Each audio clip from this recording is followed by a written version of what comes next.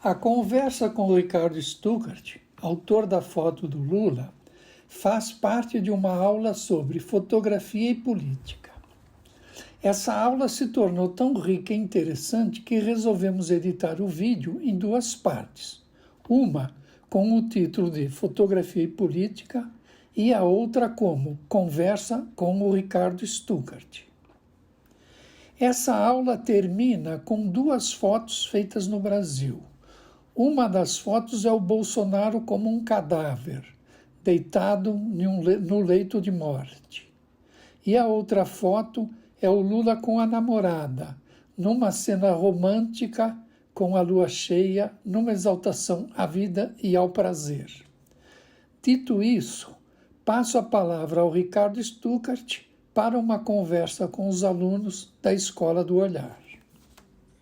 Ei, Juca, tudo bem? Boa noite a todos e a todas aí. Primeiro eu queria agradecer aí a força que você tem dado com essas aulas aqui maravilhosas que eu tenho assistido. E, Juca, você falou bem aí essa questão da semiótica, né? Eu acho que o Bolsonaro, quando publica esse tipo de foto, onde tem uma foto de um presidente da República num estado quase que terminal, numa cama de um hospital, que imagem que ele quer do Brasil? Porque, antes de mais nada, a gente está falando de uma instituição chamada Brasil, né? E isso é muito sério, porque o que o presidente da República, quando você vê uma imagem dessa, o que arremete a um cidadão, a gente que é fotógrafo, que lidar com isso quase toda semana, todo dia, e você vê uma imagem dessa, você fica preocupado, né? O que está acontecendo com o chefe da nação? Olha como ele está. Eu não conheço quase nenhum chefe de Estado que tenha publicado uma foto desse tipo, né? Então, o que eles estão fazendo? Eu acho que essa narrativa que eles conseguiram através da imagem, que eu acho que eles estão fazendo isso de uma forma pensada, muita gente acha que não é essa guerra, é uma guerra da semiótica mesmo. Essa é a questão de você estar falando de algo que você quer vender. Foi que ele fez isso já na eleição, quando ele teve a facada, que ele não participou de nenhum debate na campanha eleitoral. Então, ele se usou, ele, enfim, não pôde ir, estava acamado, mas ele sai da campanha e ele leva todo esse modus operandi dele de imagem, de levar essa questão de a pessoa ficar sempre coitado dele, né? Olha como é que está o presidente, levou uma facada, de sentir pena. Mas isso também tem um preço, né? Isso tem um preço muito caro, porque é uma imagem de um derrotado, de uma pessoa que está acamada. Será que ele vai conseguir governar o país? Quando eu falei para vocês aqui da questão da presidência da República, é uma instituição, é uma pessoa que está ali, né, governando um país que teve mais de 51% dos votos para poder governar o país. E é isso realmente que eles querem? E aí vem com essa foto do presidente, do ex-presidente Lula, com a Janja, no Ceará. E aí muita gente pode me perguntar como é que foi essa foto, posso até abrir aqui, vocês podem perguntar. E tem essa narrativa, né, que a gente tem de um presidente, de um ex-presidente, no caso do presidente Lula, que ficou 580 dias preso, estava na frente das pesquisas na cadeia e tiraram ele da eleição e o Bolsonaro ganhou do Haddad. E agora tem uma eleição, ele está na frente das pesquisas, pode ser candidato, né? E as pessoas olham para ele e falam assim, bom, ele está com 75 anos de idade e está com uma vontade de 30 e ele fala outras coisas, tesão de 20, ele vem falado muito isso nos discursos dele, para mostrar que ele está com vontade, enfim, tá no páreo, está querendo brigar por um país e está com energia e está com saúde. Eu acho que nessa foto ele tem, né, tem várias mensagens nessa foto. Eu acho que a única coisa que as pessoas não olharam para essa foto foi a lua, que foi o que me levou a fotografá-lo nessa praia que eu adoro lua, enfim, estava uma noite linda. E aí aconteceu dele estar muito forte, muito bem, e por que não fotografar e por que não divulgar? Né? Essa foto foi feita num domingo, quer dizer, um dia que está todo mundo, né, em casa, na praia, e estava com o esposa, com a sua namorada, e a gente decidiu publicar a foto. E ele está muito bem na foto, né? Então, eu acho que ele está vendendo saúde, né? E é isso que o Brasil precisa. O Brasil precisa de alguém que esteja com muita energia. Mas voltando à história, posso abrir aqui para as pessoas perguntarem tudo, mas voltando aqui na história da imagem, tem uma questão. Eu tenho uma foto aqui, Juca, que me chamou muita atenção nessa questão da semiótica, nessa questão da narrativa, né, qual é o discurso que você vai fazer, o discurso do Bolsonaro, que é presidente da República, o discurso do Lula, que está na frente das pesquisas, que não é candidato ainda, e tudo mais. Tem esse discurso. A gente fez uma viagem, a gente foi para o Nordeste, a gente visitou 6 estados, e no primeiro dia de viagem eu fiz uma foto onde o presidente Lula está num assentamento do MST, e lá ele está do lado de várias caixas de legumes e verduras, e ali ele está dizendo o seguinte: é esse Brasil que eu quero, que as pessoas possam tomar café da manhã, almoçar e jantar. Essa narrativa, né, esse discurso que ele sempre teve, e isso que as pessoas hoje estão passando. 19 milhões de pessoas estão passando fome no Brasil, as pessoas estão morando debaixo das pontes no Brasil, as pessoas não é mais uma pessoa, agora é a família que está morando, as pessoas não estão comendo resto de carne nos ossos que as pessoas estão doando, né? Se a gente viu reportagens sobre isso, as pessoas estão passando fome, a carne caríssima, a gasolina caríssima, o gás caríssimo, e o presidente está ali, olha, que a gente tem aqui, a gente pode voltar a alimentar, né, as pessoas aqui no Brasil. Tirou 40 milhões de pessoas da pobreza, enfim. E essa é a mensagem que ele passou.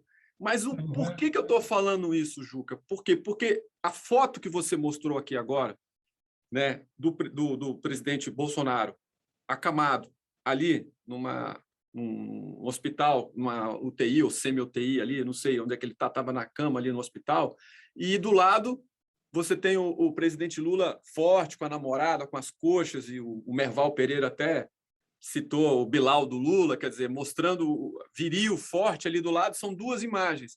E aí o que acontece? De novo, é aquela questão da narrativa, Juca. E aí entra essa discussão que me chamou muita atenção, foi quando eu vou compartilhar aqui com vocês, eu fiz a fotografia. Eu não sei se eu vou conseguir para compartilhar a tela, você vai ter que me... Deixa eu ver se eu consigo aqui compartilhar. Acho que você vai ter que me deixar compartilhar a tela. Eu não estou conseguindo. O anfitrião desativou o compartilhamento de tela do participante. Se você me habilitar aqui... Você pode me dizer como que eu faço isso? Você vai lá no Participantes, você vai no meu nome e você me coloca como co-anfitrião, se eu não me engano. E aí eu estou no teu nome, tem aquela... Stuckert, aí você clica no mais, aí você vai ali do lado tornar e você... anfitrião, tornar anfitrião. Não, pode ser também com anfitrião, anfitrião. Não, vou te tornar... Não, está aqui, tornar anfitrião. Agora, espera aí, Stuckert, antes de tornar anfitrião, estou curioso de ver o que você vai mostrar. Mas eu quero deixar claro o seguinte: eu acho que você, sem saber, não sei se você refletiu, se você estudou naquele clique, se você planejou, mas você criou um clique que fez um contraponto a uma narrativa fascista de direita, pô. Você acabou fazendo uma foto importante que ela serviu para criar uma mobilização. Pô, isso não tem preço, cara. Ó, tá lá, anfitrião, vai. Agora tá. Ô, Juca, é incrível isso que você falou, é engraçado. Eu não estou conseguindo. Deixa eu ver aqui agora se eu consigo. Acho que agora eu vou conseguir. Ô, Juca, mas você falou uma coisa aqui antes de eu compartilhar a tela. Você falou tudo, mas o tudo que você falou é exatamente em cima do discurso do ex-presidente Lula, do presidente Lula, que é o que ele vem fazendo no discurso dele, que ele está com 75 anos de idade, com saúde de 30 e tesão de 20. Essa narrativa dele, isso nos arremete à fotografia, à imagem, à semiótica, toda essa narrativa que ele vem falando, isso a gente tem que colocar, de alguma forma, atrelar ele à imagem desse discurso que ele vem fazendo. Então, eu tentei, nessa foto, até confesso para vocês, que quando eu consegui convencê-lo a fazer essa foto, Foi de tarde, porque eu estava com ele na praia e ele foi caminhar, a luz estava muito dura, acho que era 11 horas da manhã. Eu falei, olha, eu nem vou fotografar o senhor aqui, eu quero fotografar o senhor no final de tarde, porque eu sei que vai ser lindo aqui o final de tarde. E vai ter uma lua hoje também. Ele olhou para mim assim, brincou e tal. Por quê? Porque eu sabia que a gente ia ficar até tarde lá, e eu sabia que final de tarde é a melhor luz para fotografar. E realmente estava muito dura, a luz estava assim, horrível a luz. A areia da praia lá não é tão branca, ela é meio escura, então eu não, sabe quando a foto fica aquela caveira, assim, a areia não refletia, como se fosse um rebatedor. E eu falei com ele. E aí ele topou. E aí o que aconteceu? Eu fiz a foto dele na praia, vocês devem ter visto, até fiz uma foto dele bonita lá, entrando no mar e tudo. Só que essa foto se perdeu para a foto da Lua. E não foi a Lua. A Lua que me levou a fazer a foto dele. Eu falei, presidente, vamos fazer uma foto ali na Lua com o senhor, com a Janja? Ele falou, vamos. Quando eu estava lá fotografando ele, a Lua sobe muito rápido. E tinha muita gente para fazer foto ali, tinha os convidados queriam foto ali também naquela noite, aquele luar ali lindo. Eu fotografei o presidente, se vocês olharem o meu cartão, eu comecei a fotografar o presidente na horizontal, porque a Lua estava aqui à esquerda dele. Eu estava fotografando, então eu estava ali já na horizontal, tentando fazer uma composição, e aí ele saiu da foto. Terminou ali e tal, estava uma confusão, entrou o governador, entrou não sei quem para fazer a foto. Aí eu olhei e falei, presidente, eu estava muito longe, eu estava com 70, 200, eu estava quase em 200. Eu acho que eu estava com, sei lá, estava com 70, 200, eu vi ali outro dia, eu estava ali eu vi na câmera, no metadados ali, eu estava com 191, quase 80, quase em 200 milímetros, e foi quando eu estava fazendo ali com baixa velocidade, quase tremendo ali, eu falei, presidente, gritei ele, eu estava num coqueiro, ancorado num coqueiro, meu tripé era um coqueiro, eu me apoiei e fiquei ali fazendo a foto, eu falei, presidente, aí ele falou, ô Stuca, eu falei, presidente, eu preciso fazer mais uma foto do senhor, aí ele voltou, e aí eu fiz a foto na vertical, que aí eu pegava o corpo inteiro dele. Certo. Então, assim, eu voltei, lógico, pegando a lua, eu estava com uma tele, né? Porque tinha que, se eu fizesse de 50, 35, 24, ia ficar só um fecho de luz ali, uma luzinha, a lua ia ficar pequenininha. Aí ele voltou, e aí eu fiz várias fotos, eu fiz ele sempre de corpo inteiro, e estava entrando uma luz da escada na perna dele ali, tinha uma luz da escada, era muito escuro, e eu pedi para o rapaz iluminar com o celular. Eu dei meu celular para ele, mais um outro celular dele, e falei assim, ilumina aqui para mim, porque senão eu não ia conseguir equilibrar a lua e o primeiro plano, porque senão ia ficar tudo lavado, ou o primeiro plano ou o segundo plano. E foi ali que eu fiz a foto, ele de corpo inteiro, porque eu vi que ele estava bem ali, né, naquela posição ali. Ele estava numa posição, tinha um morrinho, ele teve que apoiar o pé com o peso da Janja ali para ele se apoiar, então ele fez uma posição de força ali, então ele se apoiou. Então tem toda aquela imagem ali, ele está, né, abraçado com a Janja, mas você vê que a perna dele sobe um pouquinho, então como ele faz muita ginástica, a perna dele está musculosa de uma forma como se ele estivesse travando, mas ele estava segurando a Janja ali para ele não cair para trás. Então, o que me levou a fazer aquela foto realmente foi a Lua. Mas se você vê a sequência, eu fotografo a Lua e depois eu peço para ele voltar para fotografar ele de corpo inteiro. Porque ele estava super à vontade ali, estava de sunga, estava na praia. E eu falei assim, isso aqui pode ser que dê uma boa foto. É melhor eu ter essa foto do que não ter. Foi que quando a gente saiu, eu tive que descarregar minhas coisas, colocar no carro, já saiu rapidamente, não deu nem tempo de tomar banho. Eu tinha 1h30 dentro do carro para chegarmos em Fortaleza. A gente estava longe de Fortaleza. E aí eu peguei, descarreguei as fotos, né? E como eu fiz em baixa velocidade, elas têm algumas que estão um pouquinho tremidas ali, eu estava fazendo com 8 segundos, enfim, 15 segundos, e aí eu vi ali aquela foto, coloquei, aí fui tratando, eu descarrego no celular via Bluetooth e trato no Photoshop do celular. E aí quando eu vi a foto, eu falei, nem descarreguei a foto na horizontal, só fiquei na vertical. Eu falei, não, deixa eu pegar a foto na horizontal e coloquei, e tratei, mas não tinha como brigar com aquela foto. Imagina, a gente fala muito que nas redes sociais, quando a gente publica uma foto na vertical, uma foto em pé, grande, você tem estudos até do Facebook do Google, que quando você faz algum lançamento de alguma peça publicitária, o ideal é você fazer publicações em pé, que você tenha a tela maior, como o celular é pequeno, quando você coloca em pé, na vertical, a foto ocupa um espaço maior nas redes sociais. Então, o que eu fiz? Pô, até nisso, eu falei, isso aqui é muito melhor para a gente publicar nas redes sociais uma foto em pé, porque você vai ver a foto grande no celular. Eu nem mostrei a outra foto para eles, fiquei só com a foto em pé, vertical, onde ele está aparecendo o corpo inteiro dele inteiro ali, com as pernas, com tudo que tinha direito ali. E aí foi isso. A história começou por causa da Lua, realmente. Oi, Stuckert, posso te perguntar uma coisa? Pode, lógico. Você publica antes ou ela tem que ser aprovada pelo Lula? Olha, Juca, eu estou com o presidente há 20 anos. Eu nunca pedi nenhuma aprovação em relação a ele, inclusive na presidência da República. Um dia a gente pode até falar de presidência da República, que é um fato muito curioso, eu não vou me alongar aqui, mas eu vou resumir.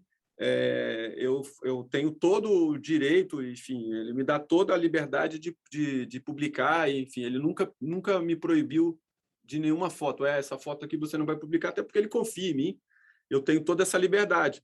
A única coisa que eu fiz com essa foto, eu só até brinquei, eu falei, olha, essa foto aqui vai estourar a internet. Essa foto aqui lembra o Putin num cavalo branco sem camisa, porque até o Merval depois escreveu, porque era uma foto. Aí eu falei, vamos publicar essa foto, passei para a Rosângela, para a Janja, para ela publicar essa foto nas redes dela. Até porque se a gente publicasse nas redes do presidente, seria uma coisa muito assim, eu me amo, né? Olha, eu culto o corpo, aquela coisa toda. Então a gente tem que ter um pouquinho de política também na cabeça, né? A gente tem que fazer política 24 horas. A gente faz foto, mas tem que fazer política. Então, a gente tem que dosar. Tanto que quando a gente soltou nas redes dela, não tinha como não estourar uma foto dela, mas eu acho que estourou além do que eu imaginava e que as pessoas, quando viram a foto, imaginaram, né? É muito isso, essa carência de um líder forte, de um líder que esteja com vontade de mudar o país. Essa foto ela tem várias mensagens, não sou eu aqui que vou ficar denominando, né? A gente faz a foto sabendo que a gente está fazendo algo importante. Às vezes a foto não tem tanta importância, às vezes a foto tem mais importância do que a gente poderia imaginar, mas todas as fotos a gente sabe de cada importância, sim. Eu acho que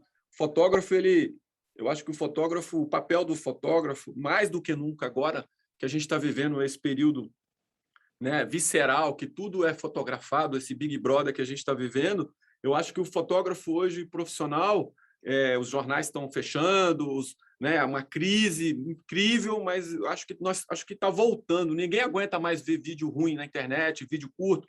Quando você tem um vídeo bom, um áudio bom, bem produzido, todo mundo, a gente para assistir, né? Apesar de os primeiros 5 segundos, se o vídeo não for bom, a gente não assiste, mas tudo isso está incluído para que as pessoas continuem assistindo, para ter uma boa produção, uma foto bem feita.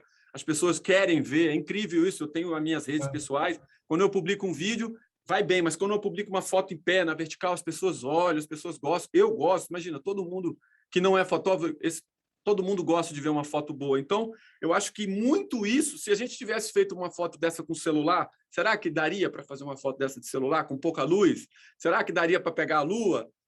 Tem toda essa questão que volta para a gente profissional. O profissional hoje, eu acho que, Juca, eu acho que uma das profissões que está mais crescendo hoje é a assessoria de imprensa. Qualquer pessoa hoje, político, celebridade, todo mundo tem um assessor de imprensa. Os fotógrafos agora estão ganhando dinheiro, já há um tempo atrás. Turistas vão viajar, sei lá, para Londres, Paris, Nova York, contratam os fotógrafos para serem fotografados nos pontos turísticos dessas cidades para publicarem nas redes sociais deles. Por quê? Porque todo mundo hoje virou celebridade na internet. Todo mundo quer aparecer. E todo mundo, com essa questão do celular, todo mundo acha que é fotógrafo.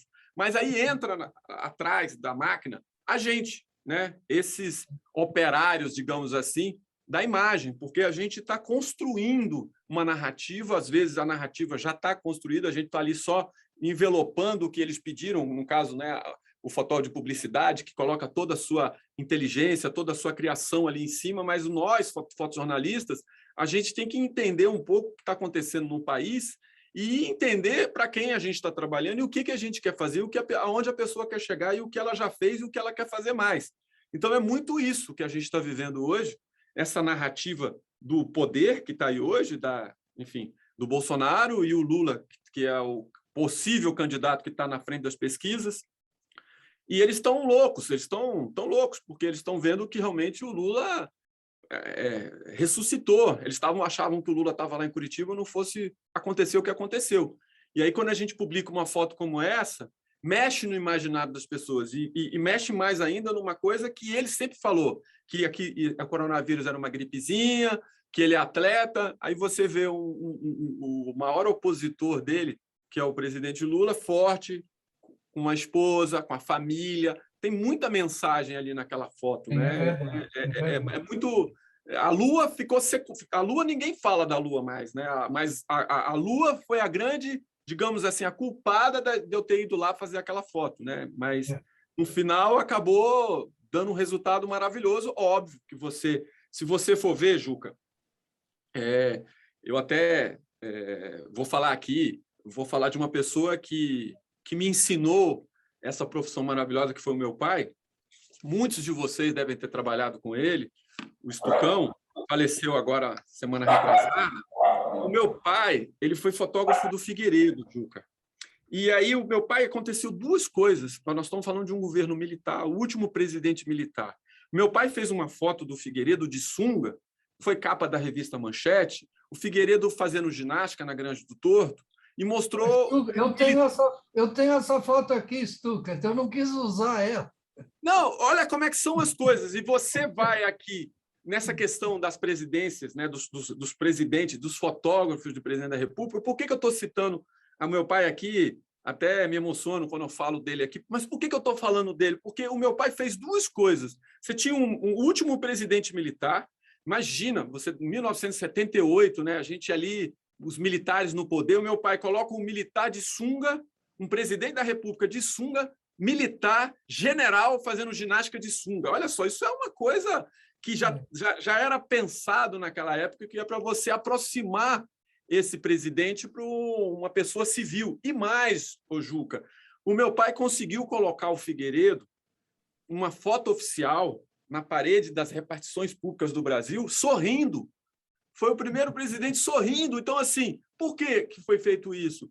Eu falo para você, o fotógrafo ele tem que ter sorte, ele tem que estar no lugar e na hora certa, ele tem que ter todas as qualidades, mas ele tem que ter também intuição e entender que a proximidade com o poder e que as pessoas dão oportunidade para o fotógrafo poder desenvolver um trabalho. Eu falo muito que o cantor de uma música só, ele vai fazer sucesso aí no ano seguinte, no verão seguinte, ninguém nem vai lembrar, Juca. E a gente, quando trabalha na presidência da República, ou quando a gente faz um trabalho autoral, a gente tem o começo, o meio, o fim, a gente não vai ter nunca, mas a gente tem um caminho. E o meu pai conseguiu ali colocar um militar de sunga, conseguiu um militar, um presidente da República sorrindo, e isso tudo é uma conquista da nossa classe, porque aí daqui a pouco vão chegar os marqueteiros, vão dizer como é que tem que fazer, o Goebbels lá com Hitler, o Bolsonaro com o Steve Bannon, e você tem toda essa narrativa nossa, e o nosso trabalho é muito importante. Você e os fotógrafos que estão aqui, tem fotógrafos aqui que eu sou apaixonado, eu vou falar aqui um dia, tem fotógrafos aqui que estão aqui que eu cresci vendo as fotos de muitos que estão aqui me ouvindo aqui. E, Juca, a importância de vocês, de vocês estarem cobrindo lá o ABC, da história do Brasil, e a gente tem que realmente enaltecer essa questão. Eu, quando fui trabalhar na presidência da República, em cima do que a gente está falando, eu só pedi duas coisas para o Couto e para o presidente. Duas coisas. A primeira coisa, quando eu aceitei, eu até não falei isso, acho que na entrevista que eu dei, eu só pedi uma coisa. Eu falei assim, eu aceito ser fotógrafo da presidente da República, mas com uma condição. Aí todo mundo me olhou assim, fazer a foto oficial do presidente, porque toda vez que o fotógrafo oficial, o presidente é eleito, vem um fotógrafo e eu escolho um outro fotógrafo que não é o fotógrafo oficial para fazer a foto. Eu sei, porque eu participei de quase todas as fotos oficiais lá em Brasília, como auxiliar, ajudando os outros fotógrafos. Meu pai fez várias fotos também, não só do Figueiredo também, porque a gente tinha um estúdio lá em Brasília, e com Lula não foi diferente, quase que eu não faço a primeira foto dele, foi uma coisa assim, eu falei negativo, tanto que a segunda foto do presidente Lula, eu fiz uma foto que foi a primeira foto oficial de um presidente do Brasil que sai de um estúdio, eu fiz com os arcos do Alvorada, quer dizer, para tentar respirar. E a segunda foto do Fernando Henrique, do segundo mandato, vocês podem ver que é na biblioteca do Alvorada. A Ana Tavares me pediu uma ajuda, eu falei, por que vocês não fazem a foto dele? Ele não é um sociólogo, e tudo mais. E por que a gente não faz uma foto com os livros atrás dele para dar essa conotação? Então, a gente, lá em Brasília, o fotojornalista, a gente tem... As pessoas, muita gente está aqui ouvindo de Brasília, é muito difícil a gente trabalhar em Brasília. Quando a gente está no poder, a gente acha que é fotógrafo do presidente, acha que a gente pode tudo. Foi uma conquista que eu consegui com muito suor, em cima da tua pergunta, se o presidente olhou a foto, se ele me consulta. Eu acho que já criou essa relação de segurança dele saber que a gente está cuidando da imagem, que a gente sabe o que ele quer e qual é a narrativa. Então, é muito isso, Juca, que eu estou falando aqui para vocês. Eu acho que eu me alonguei um pouco. E a foto que vou mostrar aqui, Juca, é impressionante o que você fez. O que você fez com essas duas fotos do Bolsonaro, né, no hospital e o Lula com a esposa, com a Janja na praia, forte. E aí eu fiz uma foto lá em Recife, no assentamento do MST, e pegaram essa foto que eu fiz do presidente Lula e fizeram digamos, um meme, uma montagem, um card, onde eles... Vou tentar mostrar aqui, se eu não conseguir, eu vou te mandar essa foto para o seu Zap e você compartilhar. Quer dizer, o Lula... Com Lula é alimento. Vou mostrar aqui para vocês. E com Bolsonaro são covas. É impressionante essa questão dessa briga. Vai que eu tô louco para ver essa imagem. Pô. Eu vou tentar aqui compartilhar. Deixa eu pegar aqui. Cadê eu aqui? Conexão. Eu vou tentar colocar aqui. Mas é muito isso, sabe, Juca? Eu acho que a gente está vivendo dois momentos, né? Esses momentos que a gente está vivendo dessas duas narrativas. Juca, eu acho que é melhor você... Será que eu te mandei? Será que você... agora acho que vou tentar aqui. Não sei se eu vou conseguir. Vou tentar aqui compartilhar. Tá, peraí, eu vou ter que abrir aqui preferências aqui para compartilhar. Mas é um pouco isso, sabe, Juca? Eu acho que... deixa eu ver aqui. Tá, vou conseguir agora. Tá, encerrar agora. Cancelar. Deixa eu me ver se eu vou conseguir aqui. E vou compartilhar. Vou conseguir. Vou compartilhar. Estou compartilhando aqui com vocês. Vamos ver se eu vou conseguir. Não sei se eu consegui. Já conseguiu. Eu estou vendo. Pô, Stucker, do caralho. Oi. Stucker, do caralho. Primeira página, vão dar na capa. Daniel, vamos fechar a edição do jornal com essa imagem. Vocês estão vendo o que eles fizeram? Quando eu fiz a foto, muita gente... Aí você vê o Lula lá, a foto com o drone, e depois o Bolsonaro. Tem essa narrativa aí já implícita, já tá dado essa narrativa. Isso... de vida e morte, né? Isso. Vida e morte. É isso. E aí quando você mostra aquela narrativa lá, daquelas duas fotos, é impressionante, né? É uma coisa que realmente me chamou muita atenção. Então, eu acho que... Não sei se eu parei de compartilhar. Parei, né? Parou, eu acho que... Stucker, eu acho que, finalmente, a gente está começando... Por isso que eu citei o nazismo e a oposição do John Heartfield. Está tendo, de repente, o outro lado está fazendo uma narrativa visual também, sabe? A iniciativa não está só com o lado do Bolsonaro. A iniciativa está vindo para o nosso lado também. Era isso que está fazendo falta. Pô, finalmente. Agora, Juca, você concorda comigo que a gente está numa pandemia, né? As pessoas estão tomando vacina, o presidente Lula ficou quase 1 ano e meio dentro de casa, a gente tendo que trabalhar na cozinha da casa dele, fazendo live, zoom. A primeira viagem, quando ele vai para o Nordeste, a gente consegue. Essa foto do drone, realmente eu fui com vontade de fazer essa foto. Quando eu cheguei lá, eu vi essa foto e subi o drone, enfim, uma loucura, consegui. E depois vem aquela foto por causa da Lua e aí a gente consegue. Não que eu tivesse pensado nas coxas do presidente. Eu pensei na Lua e aí, quando eu pedi a Lua, veio a coxa, veio o outro, algo mais. Perfeito. Então, assim... isso pode ser um primeiro passo, sabe? De uma grande caminhada que começa agora. Então, assim, você fala, você pensou na foto das coxas? Eu não pensei. Eu estou com ele na praia lá, o cara está fotão, eu estou fotografando agora. Com a namorada, ali com a Lua, e aí tanto que eu faço a primeira foto, depois eu peço para voltar para fazer em pé, aí realmente, quando você pede a Lua e o presidente vem de sunga, eu não falei, presidente, vem de sunga para fazer a foto. Eu falei, presidente, vamos fazer a foto da Lua? Ele chegou lá de sunga, eu não vou falar, põe a calça para fazer a foto. Imagina, vou fazer a foto. E aí você consegue construir ali na sua cabeça, na edição, você fala, o caminho é esse. Agora, essa foto dos legumes ali no MST, isso realmente foi incrível, que eu fiz a foto e aí no outro dia as pessoas já começaram a fazer essa comparação. Eu acho que a gente está vivendo esse momento e eu acho que a gente tem que... Essa narrativa vai ser...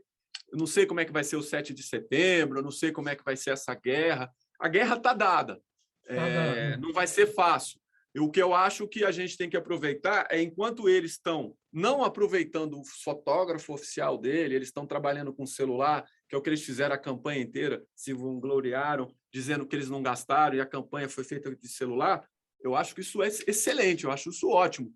Mas até onde isso vai levá-los e até onde isso vai, não tem limite com eles, né? A gente sabe como é que eles trabalham.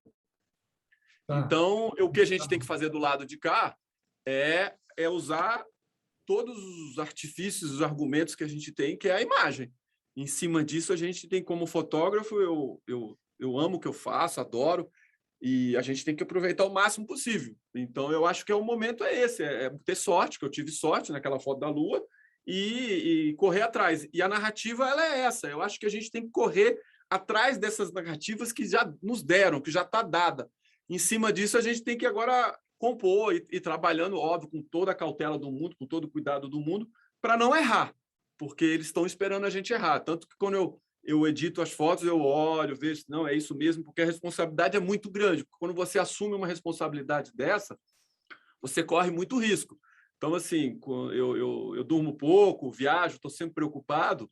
Isso é um desgaste e um exercício diário da gente estar entendendo o que está muito interligado, entender o que eles estão falando, os discursos, as falas, porque às vezes pode num discurso mudar a narrativa e você tem que ir para esse caminho. Então, eu tentei nessa viagem, né, nesse 1 ano de pandemia, tentei soltar tudo isso para fora. E, óbvio, com muita sorte, não tem como. Se a gente não tiver sorte, a gente não consegue quase nada na nossa profissão, né? Eu acho que tem que ter tudo um pouco, mas a sorte ajuda muito. Eu acho que é muito isso, Juca.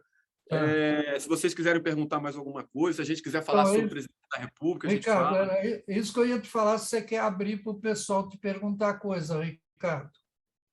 Eu tô Stuckert, aberto aqui. rapaz, olha, maravilhosa a sua conversa, viu? O Malta, Ricardo Malta. Ô, Xará, E assim, eu acho que não existe, obrigado, eu também sou muito seu fã, mais do que você de mim. Não, você não sabe, mas eu sou mais. Mas eu acho que, assim, primeiro, sorte, a gente tem que trabalhar muito para ter sorte, viu? Porque ela só chega para perto de quem está ligado, porque às vezes ela passa batido e vai embora.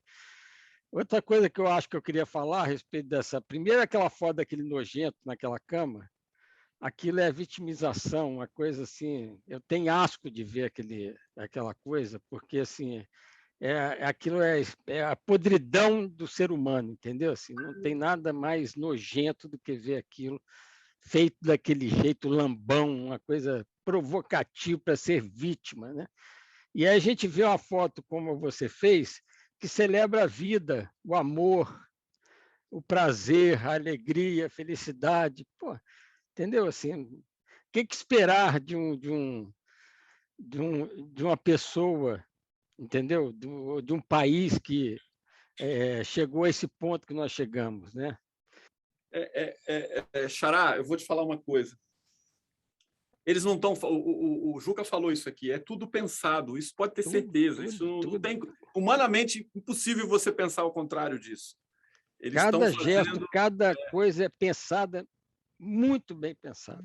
Muito bem pensado. E eu acho que o papel, Quer dizer, não ele, porque ele é burro pra caralho. Agora, assim, eu acho que as pessoas que estão cercando ele, esse núcleo, assim, esse núcleo hediondo que está em volta dele, cara, esses caras têm a cabeça voltada para o mal. Xará, é o discurso dele. As pessoas que trabalham com ele, que estão divulgando esse material, que estão fazendo, é o discurso dele. É isso, é um pouco o que não tem como ser diferente. É o discurso do ódio, é o discurso não à vacina, contra a mulher, contra o negro, enfim, contra tudo, todos. É isso. O cara é tudo de ruim, né? Ele é misógino, ele celebra a morte, foi o Juca que falou, né, do Franco, que viva la muerte. É o que o Bolsonaro faz. O Mas Bolsonaro é é o a Mussolini. sociedade.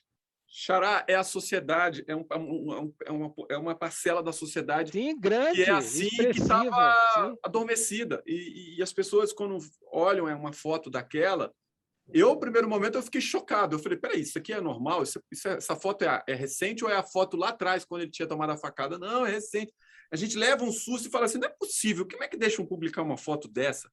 Mas é a linguagem deles, é a narrativa deles, é a narrativa dele. E é bem isso. É o que o Trump fez nos Estados Unidos, enfim.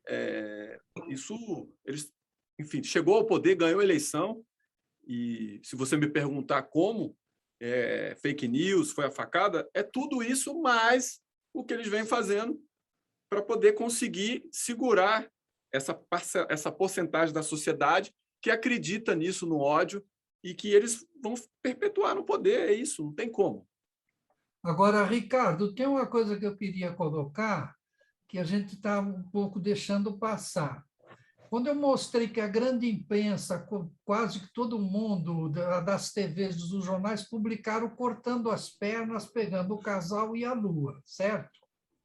Eu te falei, quando eu vi a tua foto, eu reproduzi nas redes sociais, e o que me surpreendeu é que mulheres progressistas ligadas a lugares de esquerda, eu ouvi muita crítica a mostrar as pernas e aparecer a sunga dele com volume dentro.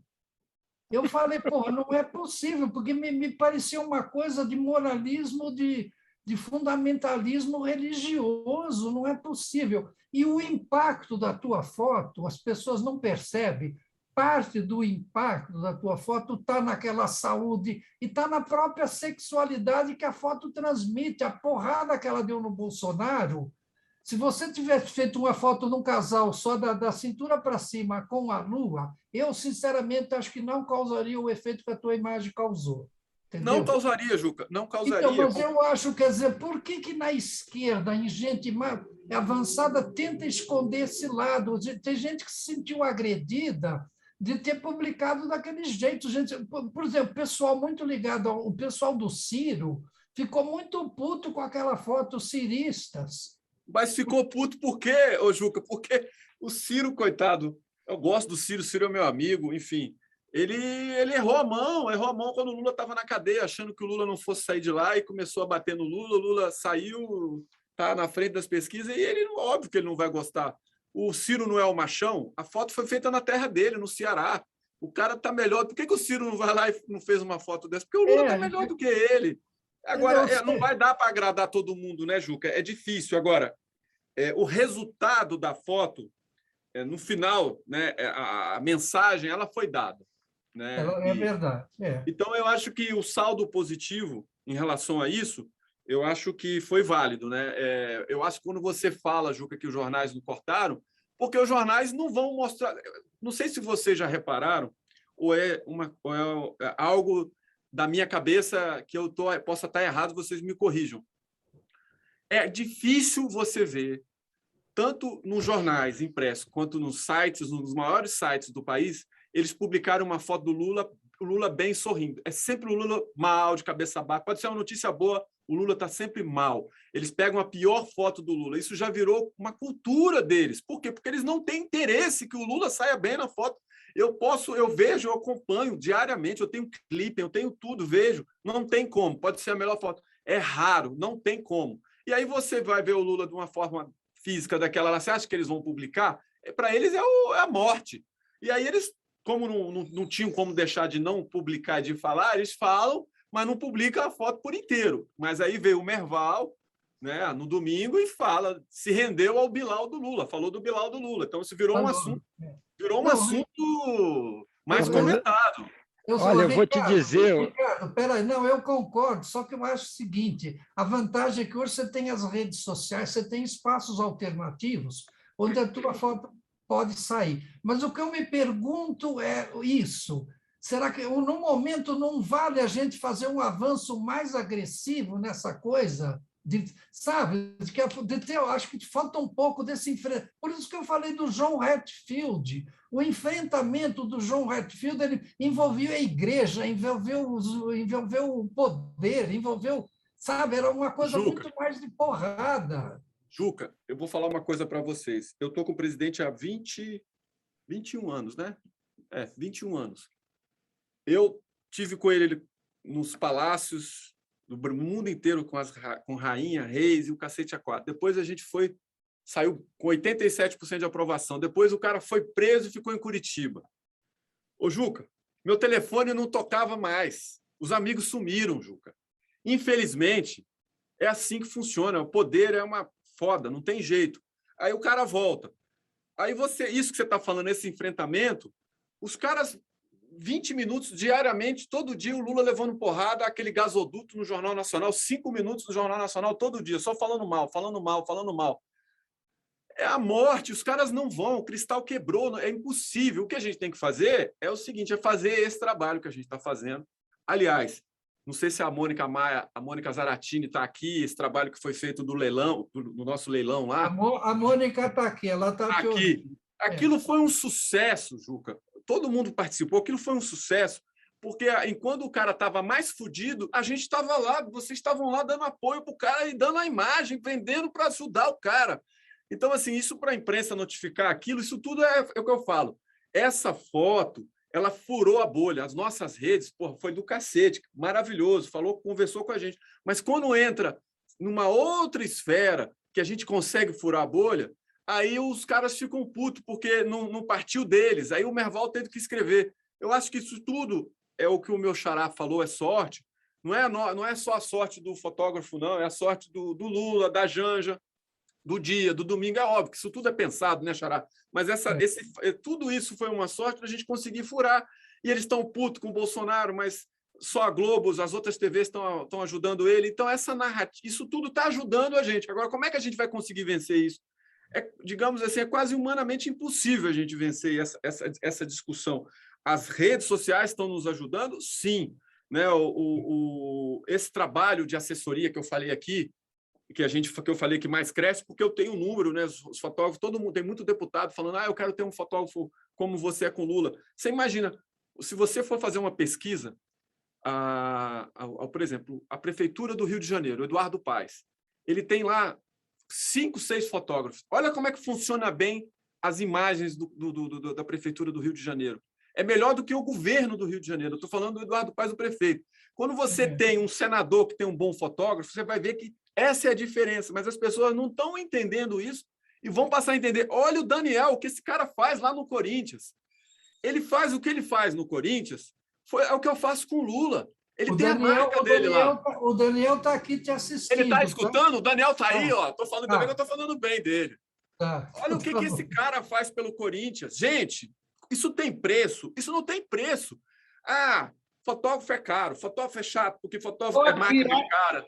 Olha o que você vai falar, hein, Ricardo? Eu estou aqui escutando, hein? Estou falando bem. Ainda bem que eu falei bem. Olha o que esse cara faz lá. Aí os caras vão falar assim, não, mas fotógrafo é caro, tem máquina, tem computador, o repórter é só o gravador, a caneta, porra, e não tem o custo, teoricamente é mais barato você ter o cara com celular. E o fotógrafo vem todo esse, porra, é um lugar no carro, é um lugar no avião, é um lugar no helicóptero.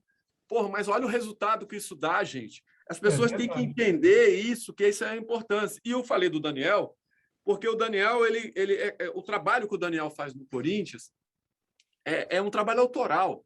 Você vê que tem uma história ali, você vê que tem uma narrativa, você vê que tem um contexto nas fotos. Então, assim, o que eu faço com o Lula, estou há 20 anos, saiu a Dilma, eu vou falar aqui para vocês, quando eu estava na presidência da República, primeiro que eu nem sabia que eu ia ser convidado para trabalhar com o presidente, eu era muito jovem, a Mônica, a Lulude, tinha mais 2 fotógrafos, o Milena, acompanhavam a gente aqui em São Paulo. Eu quase não vinha para São Paulo, fiquei conhecido quando eu fiz lá o ensaio pela Isto É, e quando eu fui trabalhar muito novo, né, o que eu estou falando aqui de Brasília, mas se vocês forem ver, eu saio do presidente Lula e aí a Dilma virou candidata. A Dilma andava no carro comigo, ela falou assim, não, você vai ser meu fotógrafo. eu falei assim, eu andava com o carro com ela era ministra, mas eu já sabia que ela ia ser candidata, a mãe do PAC. Eu ficava pensando, pô, mas eu vou ficar mais 4 anos, beleza, aqui na presidência, já sei como é que funciona, estou bem aqui, tô com, né, já sei como é que funciona, as pessoas já me respeitam. Eu falei assim, eu não vou ficar com a Dilma, eu vou com o Lula, porque a minha história com o Lula, se eu ficar na presidência da República, a minha história vai ser com os dois presidentes. Eu acho que eu pensei, quando o Milcocho e o Lula me convidou para ser fotógrafo do Lula, eu vou fotografar o primeiro operário.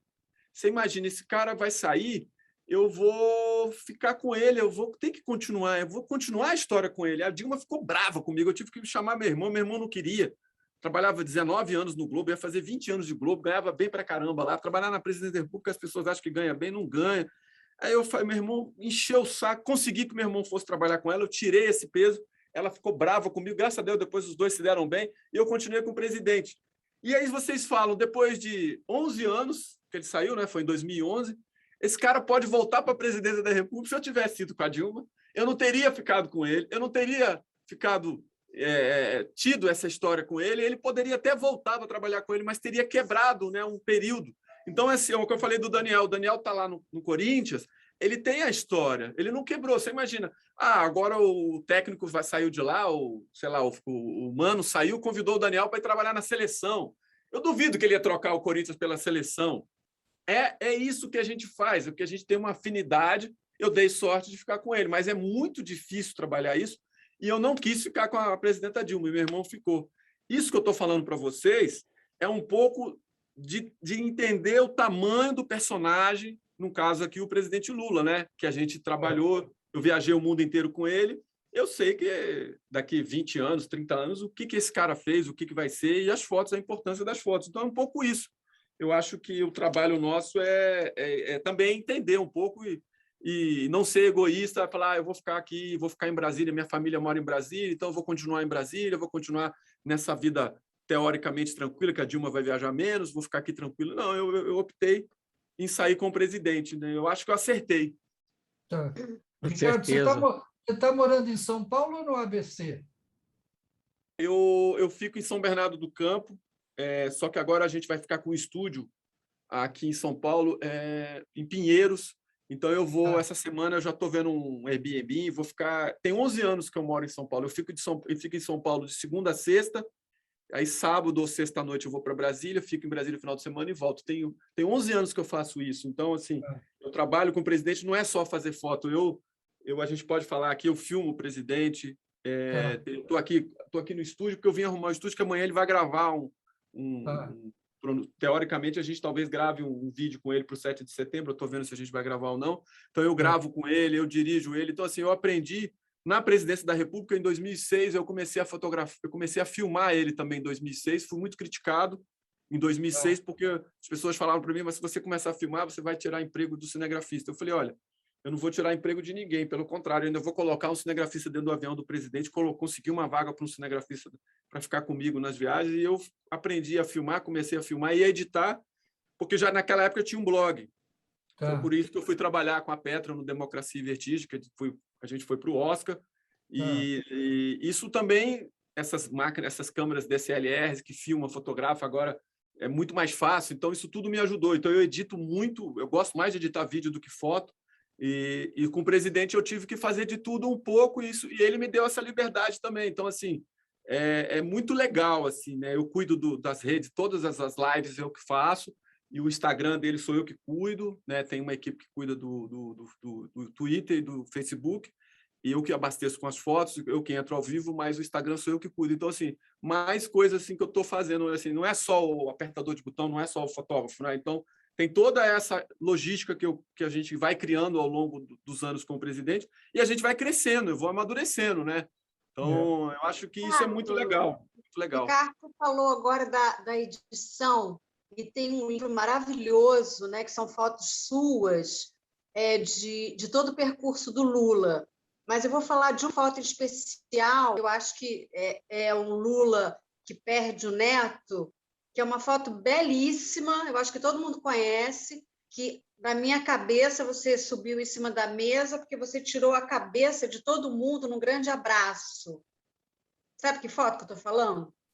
Aquela Claro, foto, né? aquela Onde é foto que foi. você estava e como é que você conseguiu, naquele momento, aquele abraço coletivo? Aquela foto. Quem é que está falando? É a Kátia. Kátia, Kátia. Tudo bom, Kátia? É, aquela foto foi feita, Kátia, no Sindicato Metalúrgico. Ah, quem está aí? O Belial, Xará também. Aquela foto foi feita no sindicato, no dia que ele estava se entregando para a Polícia Federal. E muita gente também não sabe, naquele dia, é que eu falo para vocês, a gente tem que estar atento a tudo, assim, né? Quando trabalhar com político, com personalidades importantes, assim. Naquele dia, o presidente não ia descer do caminhão para sair do caminhão nos braços do povo até o sindicato para entrar e ficar lá esperando o horário para se entregar para a polícia. Eu falei, presidente, o senhor tem que sair por aqui. Isso foi feito antes dessa foto que você está falando. Foi quando os parentes estavam se despedindo numa sala fechada, estava só os familiares, e ele foi lá para ficar naquele momento de intimidade. Eu entrei com ele, eles começaram a chorar e eu fiz aquela foto.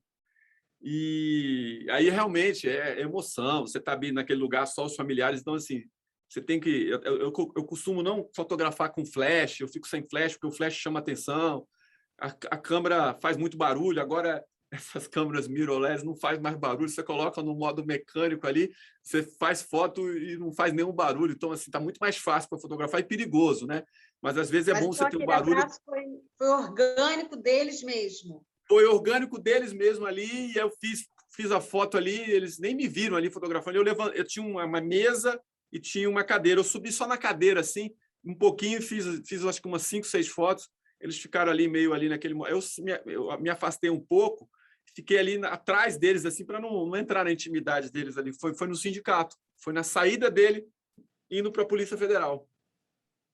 Vindo a foto.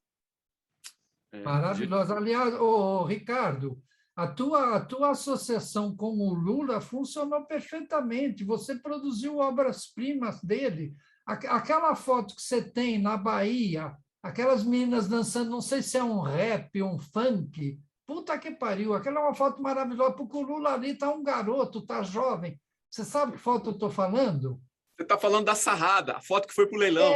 Exatamente. Também eu acho que aquela foto é demais. Aquela foto na caravana foi a foto, acho que naquela época passou de 15 milhões de alcance. E aí a gente conseguiu, nessa viagem agora, superar com a foto da Lua. Vamos colocar a Lua, não vamos falar das coxas nem do Bilal dele, da Lua. Da Lua, superou.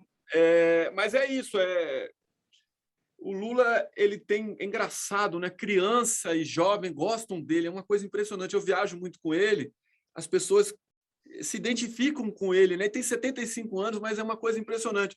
E quando você publica esse tipo de foto, você vê que tem um resultado muito interessante. Essa foto eu fiz na saída de uma entrevista que ele tinha dado para o Mário Kertz, lá na Bahia, para a Rádio Metrópole, e aí eu nem imaginava, entrei no carro, mas eu filmei e fotografei. Engraçado, e o vídeo nem fez tanto sucesso, a foto que fez.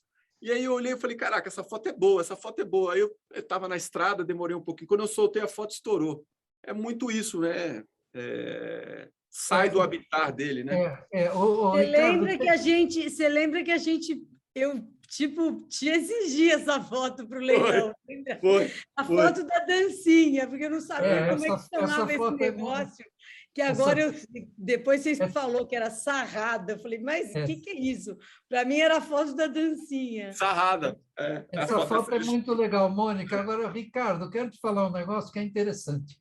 O Lula, o que é interessante nele, vem da época do ABC, é que ele, naquela época, os partidos de esquerda mais organizados se aproximavam dele, porque ele era uma liderança natural que tinha surgido. Sabe, o Brizola estava fora, o outro lá do Pernambuco, como era o nome? O Arraes, Miguel Arraes. Todos esses grandes líderes estavam fora. Então, os partidos ainda organizados que estavam no Brasil tentavam cooptar o Lula para a causa deles. Mas o Lula sempre foi muito independente, sempre muito franco e honesto. Isso que era surpreendente. Talvez o sucesso dele com criança e com as outras pessoas seja isso. Por exemplo, eu tenho uma foto dele no encontro das oposições de São Bernardo, Tem uma foto que está no meu livro, que é aquela, o Lula de frente, eles estão na mesma altura, o Fernando Henrique de um lado e o Lula do outro, sabe? Eu conheço essa foto. Quando você conhece essa foto, quando você vê que o confronto do PT contra o PSD mesmo, porra, durou a história política desse país, vem desde a eleição do Fernando Henrique. Numa entrevista que eu dei para o 247, numa conversa com o Paulo Moreira Leite, aí eu falei, pô, no encontro de oposições, os caras do PMDB tentavam cooptar o Lula, né? E aí o Paulo Moreira Leite me falou, não, você não sabe, o Ulisses falou para o Fernando Henrique, oferece para o Lula o departamento sindical do PMDB. Eles tentavam oferecer para o Lula cuidar, mas o Lula, pô, nós estamos fundando um partido dos operários, nós estamos fundando o nosso partido, muito obrigado. É isso que o Lula tem, entendeu? Ele tem essa franqueza, essa honestidade, ele não representa, ele não constrói, ele não se falsifica. Talvez isso encante muito as pessoas. Você sabe disso melhor do que eu. É impressionante, é impressionante. O poder do discurso dele, a narrativa dele é encantador. Assim, consegue conversar desde com um empresário e com um operário, assim, impressionante. Mas é muito isso, viu, Juca? Eu acho que a gente está bem lascado com o que vem pela frente aí. Eu acho que a gente tem que se cuidar fisicamente, porque eu acho que vai vir uma guerra aí muito pesada. Eu sei disso. Eu acho que quando a gente começar, muitos fotógrafos aqui vão rodar o país cobrindo campanha. Eu acho que a gente está vivendo um momento que... Estou com 51 anos de idade, eu acho que nunca imaginei que a gente fosse viver isso. E eles não vão entregar o governo fácil, a campanha vai ser uma campanha difícil. Não sei o que vem pela frente. Eu sei que vai ser uma coisa perigosa. Mas o Lula tá animado, eu acho que eu estou animado também. Enfim, acho que a gente agora tem que aguardar e ter muita tranquilidade para entender o que eles estão pensando, o que eles vão fazer. A gente sabe que eles são... Diz agora, já, dia 7? Kátia, agora dia 7, eles não... É uma coisa impressionante, né? O que a gente vai ter que fazer, eu não sei. Eu até estou pensando, eu estava pensando em ficar em São Paulo, mas acho que eu vou ficar em Brasília.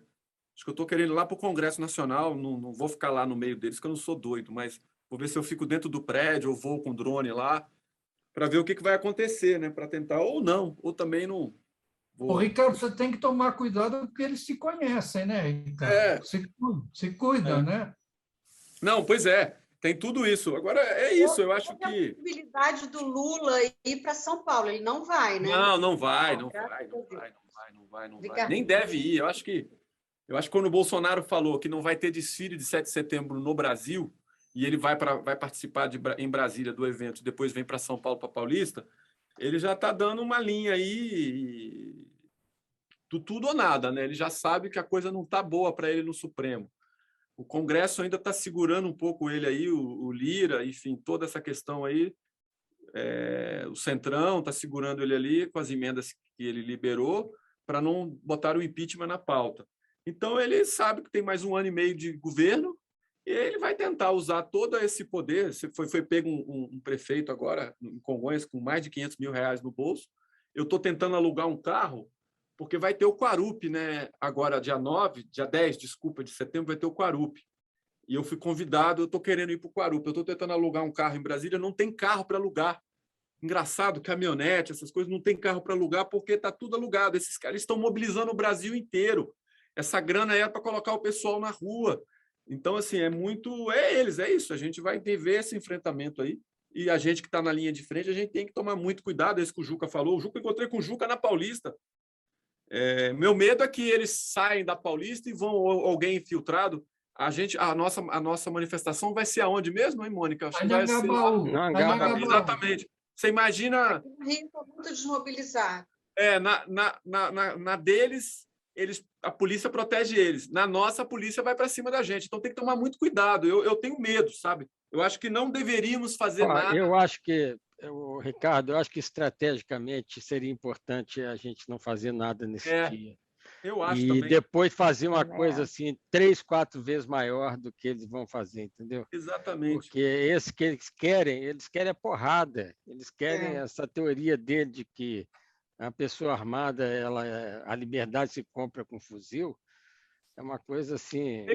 Eles querem dar o primeiro tiro. Sim, eles querem, eles precisam de uma vítima, eles precisam de um cadáver, entendeu? Então, é isso. Eu acho que o que a gente tem que fazer, eu acho que é o que vocês estão fazendo aqui nessa escola. Acho que foi aquele incentivo do leilão. Eu acho que a pandemia, muita gente, coitada, morrendo, muita gente desempregada, né? A gente está vivendo um problemaço. Muito fotógrafo, né? A gente está vivendo uma crise lascada. Eu acho que a gente tem que fazer é estar junto, como a gente está aqui, aprendendo, falando e se cuidando, né? Porque vai vir porrada. Eu já tenho informação, eu sei que vai vir porrada, não tem como. Eles estão perdendo, sabe aquele time que está perdendo e já sabe que vai perder o campeonato e vai para o tudo ou nada. Agora vamos quebrar os caras, porque eles já ganharam a medalha de ouro, a gente já perdeu mesmo, não tem mais nada a perder. É isso. É o que eles estão. Eu acho que é o que eles vão fazer. E esperar ver o que dá. Acho que o que vai restar para a gente é registrar esse momento do país, né? Triste, né? Quando você fala tudo ou nada, você está falando na área política ou você está falando na área do civil, as pessoas na rua? Você Kátia, entende o que eu perguntei? Eu entendo. Os militares, a gente eles vai já fotografar estão... na rua. Os militares, Kátia, eles já... Quando você dá uma arma para uma pessoa e a pessoa tem um distintivo, esse poder que eles têm e o poder que o Bolsonaro está dando para eles de poder matar, isso só aflora essa sociedade do tudo ou nada, é que eles não vão deixar o Lula, que está na frente das pesquisas, ou qualquer outro candidato tentar ganhar do Bolsonaro. O tudo ou nada que eu falo é isso. É que ele tá com todas as polícias na mão, com todas as instituições na mão.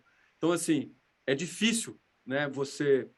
Nós, fotógrafos que vão para o meio da rua, vários fotógrafos levaram um tiro de borracha, perderam um olho, a gente corre risco de vida. Quando eu falo tudo ou nada, quando a gente vai para a rua, esse confronto, que não vai ser um confronto pacífico, não deveria, o confronto que pode ter de uma torcida do Flamengo, do Botafogo, do Corinthians, do Palmeiras, que é o confronto sadio, às vezes, ali, mas agora a gente está vivendo um confronto real, das pessoas vão para brigar, para matar.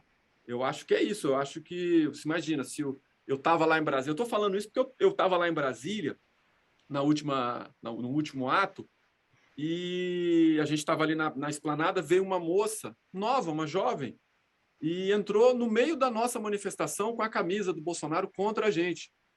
Eu falei assim, essa mulher é louca, porque vai ter uma briga aqui. Aí o policial foi, abraçou ela e tirou ela lá, e o policial começou a jogar spray na gente, nas pessoas que estavam lá, sem fazer nada. Quer dizer, eles estavam protegendo aquela mulher que estava lá, bolsonarista, que estava no meio de uma manifestação que não era dele. Agora, vamos inverter essa situação. Você acha que o policial ia tirar? Ou poderia até tirar, posso estar sendo injusto, mas eles não iriam ser passivos e corretos como a gente foi com aquela moça, porque era visível que aquela moça estava ali sem saber do perigo que ela estava correndo ali, alguém lá jogar uma bandeira, alguma coisa na cabeça dela, alguém do nosso lado que estivesse, sei lá, não tivesse pensado ou fizesse algo impensado para acontecer isso. É isso que eu estou falando. Não tem mais. Não dá para você ir numa manifestação com a camisa vermelha. Os caras estão batendo em fotógrafo lá em Brasília. Estão roubando máquina, inclusive. É isso. Quando eu falo tudo ou nada, é isso. Essa preocupação, né? As pessoas estão com medo. Os fotógrafos estão com medo. A gente está com medo de ir para a rua. Quanto que a gente só teve medo quando o Juca pode falar isso quando foi na época da ditadura? A gente está vivendo uma outra ditadura. Eu estou na rua, estou participando das manifestações, eu estou vendo. Estou sentindo as pessoas. Então, assim, é uma ditadura do medo. É muito isso que está acontecendo, né? Medo da gente que está lá na rua, no front, lá, para poder fotografar e mostrar o que está acontecendo no país para as pessoas. Quando eu me referi a isso, é isso, Kátia. Eu acho que é isso que eles têm pavor, né, Ricardo? Informação, qualquer coisa que seja um pouco mais inteligente que eles é uma ameaça. Então, assim, uma pessoa que acha, de fato, como Bolsonaro acha, que um povo, para não ser escravizado, precisa ser armado, É uma coisa muito séria, cara. Juca, posso falar uma coisinha? Claro. Pô, Ricardo, a Ângela quer perguntar alguma coisa? Pode perguntar. É a Simoneta, a Simoneta. A Simoneta. Posso falar uma coisinha? Claro. Stucar, boa noite. É um prazer te ouvir. Bom, voltando um pouco, não sei se você lembra, eu fiz o meu pós-doc com as imagens do presidente de Getúlio a Lula. Até na época eu tinha procurado você, seu pai, e, enfim, acabei fazendo esse meu pós-doc realmente relatando as imagens dos presidentes. E realmente eu lembrei muito, voltando um pouco para a fotografia, mas indo para o que vocês estavam falando, quando eu vi a tua foto agora do Lula, mas muito mais a tua foto também do Lula no mar, nadando, me lembrou muito seu pai e Figueiredo. Foi até uma coisa que eu comentei em sala de aula e mostrei, né? Falei, gente, eu fiz o meu pós-doc, olha aqui, né? O Stucar seguindo um pouco essa mesma narrativa, né? De que o pai já vinha traçando, e teu pai tem uma foto histórica também, que ele fez para a Folha, foi publicada na Veja, que foi uma foto anunciadora, né, do Costa e Silva sentado no plenário, no Congresso, sozinho, os microfones para o nada, e o chapéu dos militares, né, ali atrás, aquela foto, para mim, 68, é maravilhosa, quando havia vida inteligente na Veja, né? E logo se perdeu. Bom, dito isso, eu queria só lembrar uma coisa nessa conversa toda, Lula e o Bolsonaro, né? Que o Bolsonaro fala, o Mussolini falava, né? É o mesmo discurso, que o povo feliz é um povo armado. E eu acabei supervisionando um pós-doutorado na Casper Libero. Aliás, eu fui muito criticada por isso na época, de uma moça, uma cientista social, que a gente começou a analisar as imagens de Bolsonaro logo que o Bolsonaro começa a surgir, né? Antes dele ser presidente, a gente acompanhou até 2020. E ela analisou, só ela fez isso, porque eu não teria a menor paciência para isso, ela analisou todos os discursos do Bolsonaro quando ele era deputado. Então, a construção da fala do Bolsonaro é a mesma de quando ele era deputado, não muda agora. O que muda agora é que essa não é a fala dele. É isso que as pessoas não estão percebendo. Aí que mora o perigo, porque a fala dele é a grossura que ele tem no cercadinho, e daí eu sou coveiro, e daí isso é o Bolsonaro, né? Que muitas vezes ele, como deputado, foi multado por falar palavrões, essas coisas todas, e as pessoas esquecem. Você sabe essa história melhor do que eu, não preciso te contar essa história. O mais assustador agora, é que as pessoas talvez não estejam percebendo, é que esse discurso não é do Bolsonaro. Esse é um discurso muito bem arquitetado, que eu acompanhei muito na Itália, do Salvini, que foi a mesma coisa, as mesmas frases, os mesmos discursos. Então, as pessoas continuam falando, o Bolsonaro é um grosso, é um louco, é isso? Ele é mesmo. Mas a máquina que está vindo por trás desse discurso é que eu acho que está sendo, e dessa narrativa fotográfica, porque a imagem dele deitado ali, morto, que dá para ver, a imagem dos filhos no hospital, aquele outro que surge agora, o 04, que era um ninguém, agora também vem com muita força, né? Mas são imagens que já foram feitas por outros presidentes. Inclusive, claro que eu não estou comparando, pelo amor de Deus, antes que alguém comece a me atirar pedras, mas tem uma imagem do Che Guevara igualzinha a essa, do Che Guevara morto. Então, as pessoas falam, o Bolsonaro, que imagem escrota. É uma imagem escrota, mas eu estou falando que a gente está numa narrativa imagética de presidentes que está se repetindo. Né? Não é só o John Herzfeld, não é só o nazismo. Tem uns livros maravilhosos de imagens que falsificaram história, que vem com Mussolini, que vem com Mao Tse-tung, que vem com Hitler, que vem com Stalin, e que a gente vê que o discurso imagético é o mesmo, não importa a ideologia. E essas imagens, elas têm uma familiaridade para as pessoas que é inacreditável. E aí que está o perigo. E aí que a sua imagem, essa sua narrativa de fotógrafo oficial do Lula, sei lá, não vamos dar esses nomes, né? Fotógrafo da presidência, mas, enfim, alguém que está acompanhando o Lula, e que vem muito da escola Stucar, né? Do seu pai, aliás, meus sentimentos, que vem muito da escola do seu pai, né? Com o Figueiredo.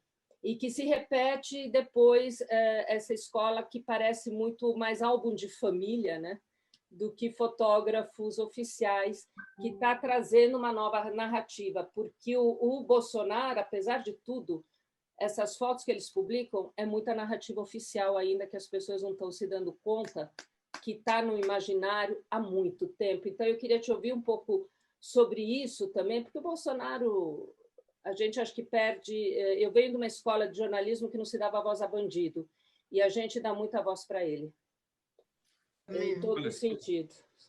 Eu acho que a sua fala, ela resume tudo o que a gente falou aqui hoje, pelo menos o meu pensamento, o que ele está querendo é chamar atenção, e ele já conseguiu. E a gente é besta e a gente fica aqui discutindo o óbvio que ele está nos levando a isso. E isso mostra que de louco ele não tem nada. Eu acho que ele é muito inteligente. E por isso que a gente não pode subestimá-lo. Eu sempre falei isso desde o começo. Como é que o cara ganha uma eleição como ele ganhou, né? Então, eu estava na campanha do Haddad. E eu vi algumas coisas que a gente estava lá dentro, então eu tinha muito número, enfim. Uma coisa surreal. E voltando à questão da imagem, a gente está falando de um ex-presidente da República, que é o Lula, que não é candidato ainda, supostamente, está na frente das pesquisas. E isso pode. Isso eu acho que a gente tem todo esse cuidado com a estética do presidente, a narrativa. Se você for ver na presidência da República, eu não publiquei nenhuma foto do presidente dessa forma, né? Publiquei foto dele no mar de short. E publiquei a foto até porque ele estava no Piauí e a gente resolveu publicar aquela foto dele. E tive esse cuidado, né?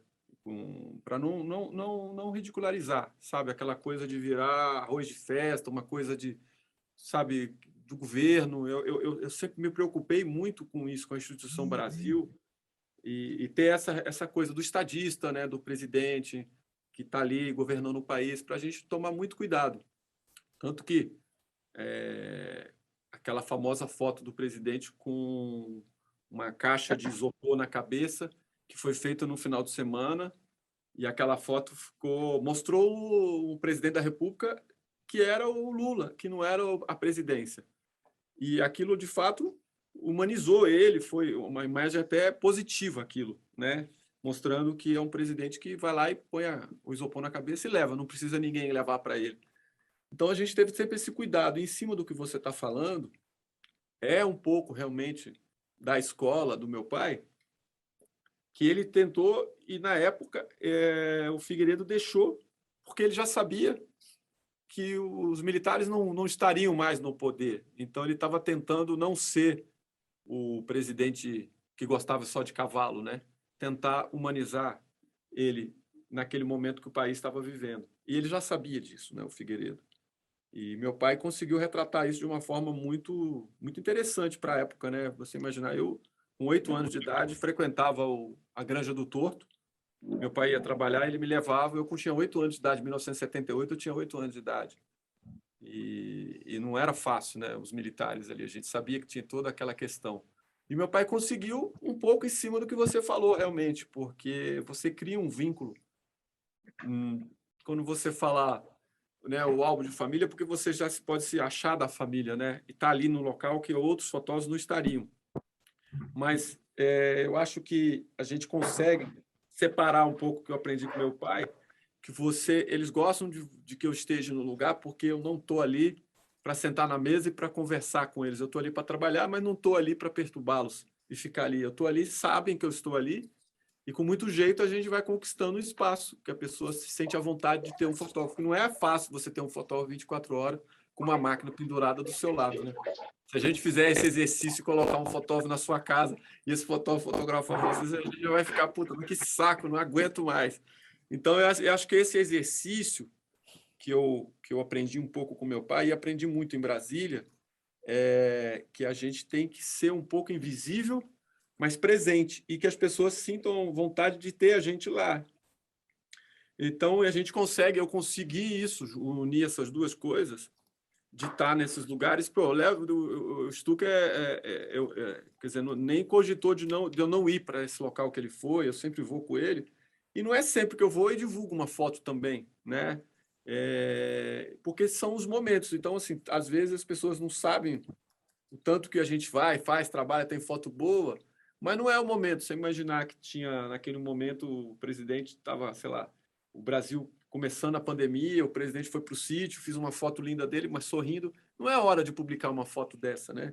Eu acho que agora chegou a vacina, tem um discurso, tem a esperança, então a gente consegue estar nesses lugares e batalhar para que a imagem saia, até porque tem um fotógrafo ali dentro também, não é só o assessor, não é só a pessoa que cuida da imagem, tem o fotógrafo também, que é essa coisa da vontade de você ter uma foto sua, de fazer, você batalhou, tá ali 24 horas e você publicar a sua foto, você vê o que você fez. Eu acho que vai muito disso também. Eu sou movido por isso, sabe? Minhas fotos, eu faço muita coisa. Não é que eu sou uma pessoa reprimida, até porque a responsabilidade é muito grande em cima de mim em relação às imagens. Mas também, assim, tem momentos que são libertadores, assim, que você fala assim, porra, agora eu tenho uma foto boa, agora é o momento certo, tá tudo certo, as coisas estão indo ali, acho que o momento é esse. Então é um pouco isso que você falou, eu acho que as coisas se repetem, como você falou do Bolsonaro aqui, a gente está vendo, quando você falou, lógico que eu sei que da forma que você falou da imagem, que você, né, o Che Guevara ali, mas a gente está falando de uma pessoa que já morreu, né? Nós estamos falando de um presidente de uma nação, do Brasil, de mais de 203 milhões de pessoas, e para que a pessoa faz isso, né?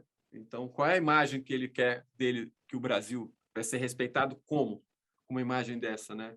Essa é a imagem. Aí você pega a imagem das covas e pega a imagem do presidente lá, do ex-presidente Lula, e o que as pessoas vão fazer é esse tipo de comparação, que é muito isso, né? Quando eu fiz a foto, o grafismo das caixas já remeteu as pessoas a fazerem essa junção das duas imagens. Essa comparação, né? Essa comparação, essa analogia. É um paradoxo, essa analogia, né? Que é uma coisa que, quando a gente olha, a gente leva um susto. E é verdade, né? Parece, né? É incrível isso. Então, agora, gente, eu acho o seguinte, em relação à foto lá do moribundo, eu acho que a ideia dele é de mostrar como ele ressuscita, como ele vence a morte, como ele é invencível. Concordo com você, é isso. É isso. Vale tudo, vale tudo. E aí funciona na cabeça dos colegas, né? Dos colegas. A gente mostrou várias fotos que mostram a manipulação, mas, Stuka, tem uma coisa que me preocupa, que eu queria te perguntar mais. Você falou muito aí do perigo dessa semana, do que você está vendo, do cuidado. Você está tendo acesso a informações que muitos de nós não temos. Tem alguma coisa a mais que você poderia dizer para a gente? Você tem alguma intuição do que pode estar vindo no dia 7 de setembro, que você podia explicar para a gente ou não? Ou as coisas estão em segredo ainda? Não é. Eu vou aqui, a gente está aqui entre amigos aqui, não tem uma informação. Eu acho que é o termômetro da rua, que eu ando muito. Vocês não sabem o tanto que eu vou em todas as manifestações. Às vezes eu nem publico foto. Mas é mais do que isso, Juca. O que o Bolsonaro fez, essa cultura do medo, ele está colocando medo em todo mundo, está fazendo isso. O maior perigo que eu estou vendo é que são a maior questão que eu estou falando aqui são as instituições, são as polícias, são as pessoas que têm poder, que estão se você não sabe, as lojas que vendem roupa de exército, de pessoas que... Essas roupas dos quartéis não tem mais, as pessoas estão comprando. Então, o que ele fez? Ele está incentivando isso. 1000% de venda teve. Pois é. Então, assim, todo mundo vai andar fardado no 7 de setembro, é isso? Então, assim, esse medo que eu estou falando para vocês, essa questão que eu estou colocando, é real. Assim, se vai ter morte, Deus queira que não, e não vai ter. Eu vou pensar assim. E é isso que a gente tem que pensar. Mas o que eu estou falando é, como fotojornalista, é que, como só tem 1 ano e meio de mandato dele, ele vai para o tudo ou nada. Isso já é a prova do 7 de setembro desse ano. Você imagina o próximo 7 de setembro, que já vai ser próximo da eleição. Como é que vai ser isso? Que nós vamos estar comemorando 200 anos de independência. Você está entendendo, Xará? É isso que eu estou falando para vocês. Assim, é muito maior. O cara está se armando, o cara está ali. Basta um maluco desse infiltrado dar um tiro, acabou, entendeu? O Brasil é um país feliz, pacífico. E agora polarizou demais. Só indo para uma coisa mais agradável, eu acho que assim primeiro, você vai ter um belíssimo acervo do Lula. Você falou que muita coisa você não publica. Eu imagino mesmo que mais de 90% das coisas que você faz legais com ele, talvez fiquem para um memorial, né? Assim, para uma coisa mais importante, mais adiante. Você deve ter um material incrível. Agora, o que eu queria saber de você é o seguinte, porque quem conhece o Lula, quem já teve a oportunidade de ver ele, sabe o quanto ele é moleque, brincalhão, e chega, né? Como é que ele é com você? Você pode se considerar... Vocês fizeram um laço de amizade profundo, vocês são muito amigos. Xará, como é que eu vou te falar? São 21 anos que eu estou com ele. Ele deve sacanear muitas vezes, né? Não, assim, brincando, aquele jeito dele de mexer. Mas olha só, quando você trabalha com o presidente, não é bem assim. Por quê? O meu chefe é ele. Eu não tenho... Nem na presidência da República, não era nem o secretário de imprensa que era o meu chefe, nem o ministro, ninguém, o Franklin, ninguém. E aqui, quando saio da presidência também, minha relação é direta com ele. Isso é bom e é ruim ao mesmo tempo. Porque é o seguinte, eu não posso reclamar do meu chefe. Eu tenho que estar sempre bem com ele. E assim, como ele é comigo? O presidente, eu vou te falar uma coisa, eu nunca trabalhei tanto, nunca trabalho tanto, porque ele não cansa. Então, assim, eu sei quando eu estava aqui com vocês, quando começou o telefone tocou aqui, era ele. Eu mandei uma mensagem aqui, ele quer falar comigo um negócio de amanhã, vai me encher o saco aqui. Mas ele é o seguinte, no ter sábado, domingo, feriado, tá ligando, tá pedindo, tá fazendo não sei o quê. Ele sabe que eu vou estar disponível e eu sei que eu não vou dizer não. Mas é porque ele trabalha muito, entendeu? Então, assim, a minha relação com ele eu construí essa relação com ele de respeito do meu trabalho. Ele respeita, ele sabe que eu vou fazer, ele sabe que eu não vou, vou chegar meia hora atrasado, naquele dia, naquela viagem eu não vou, eu posso estar com febre, eu posso estar cansado, ele sabe que eu vou estar ali com febre, vou estar trabalhando com dor de barriga, ele sabe, ele confia, sabe que eu vou estar assim. Ninguém é super-homem, né? Meu pai faleceu, eu estava na viagem com ele no Nordeste, eu estava no Ceará, depois daquela foto. Meu pai faleceu na madrugada daquela foto. Eu fiz a foto de 18 horas, meu pai faleceu 2 horas da manhã. Eu recebi o telefonema, eu durmo com o telefone ligado, porque eu sempre estou longe da família, então eles me ligam a hora que eles quiserem. E aí era minha irmã me dando a notícia. Meu pai está no bombeiro, tentando ressuscitar ele aqui, porque ele tinha tido uma parada cardíaca.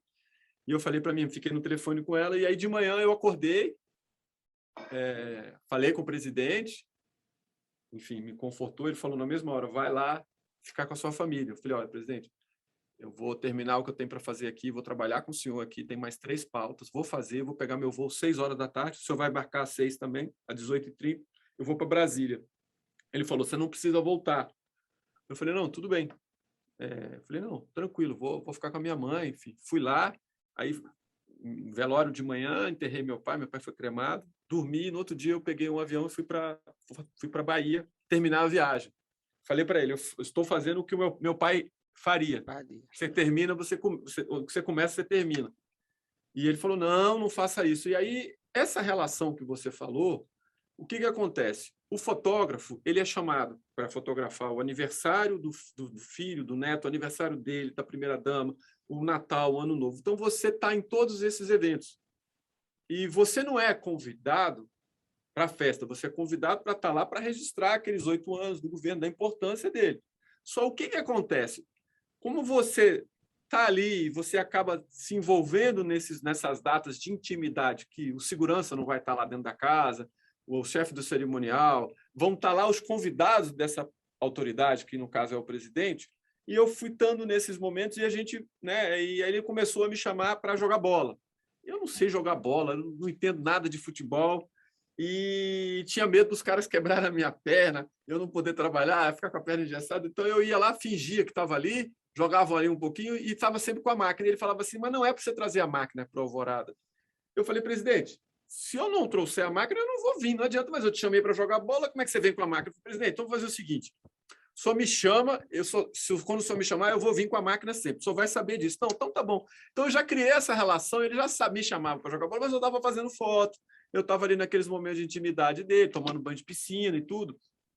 E a gente vai construindo. E aí, quando você pergunta, mas ele é seu amigo, a gente não pode confundir as coisas, né? Porque quando a gente achar que é amigo, é aquilo que eu falo, né? Os maiores acidentes acontecem a 500 metros da sua casa, porque é quando você relaxa. E se você achar que você é amigo, que você é da família, você vai relaxar e não vai ser mais profissional. Eu estou ali retratando um político, uma pessoa importante, o Lula, e eu sei da importância, eu estou ali como profissional. Agora, é óbvio que ele me chama, eu vou com a máquina.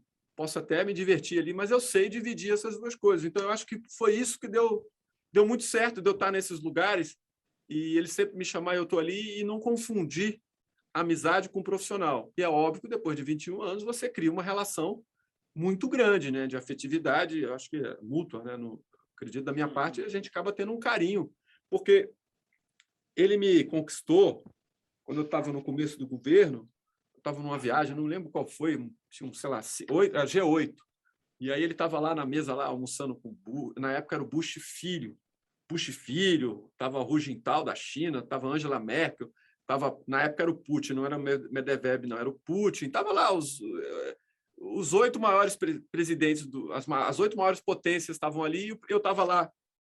Na época eu não trabalhava com celular, ainda estava editando uma foto no laptop, e eu tive que sair da mesa que estava sem bateria, tinha uma parede, eu liguei o tomada e estava ali escondidinho. Daqui a pouco eu vejo uma mão assim nas minhas costas, quando eu vejo é o Lula, presidente, fala assim, ô, meu querido, tá todo mundo almoçando, por que você está aqui trabalhando? Eu falei, não, estou mandando uma foto. E assim, todos os presidentes, o cara levantou para vir perguntar se eu tinha almoçado. Quer dizer, então...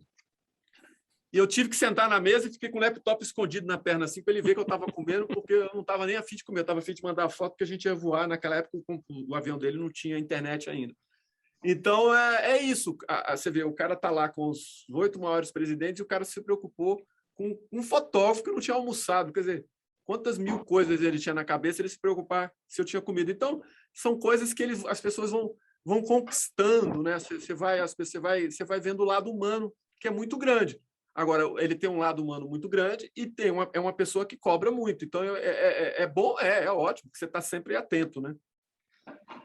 Ô, Ricardo, só uma coisa, você está aqui há 2h30 e o teu chefe já te chamou. Você aguenta um pouco mais? Olha, faz o seguinte, na hora do teu chefe você fala, foram os fotógrafos que fizeram o leilão Lula Livre e eles deram uma grana para o Instituto Lula. Fala, então, presidente, eu tinha que fazer uma média com eles, tá?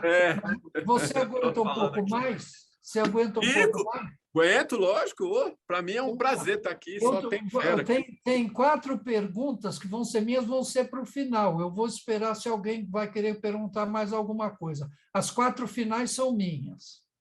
Tá bom. Eu não queria perguntar para o Stucker agora, mas queria falar com você também.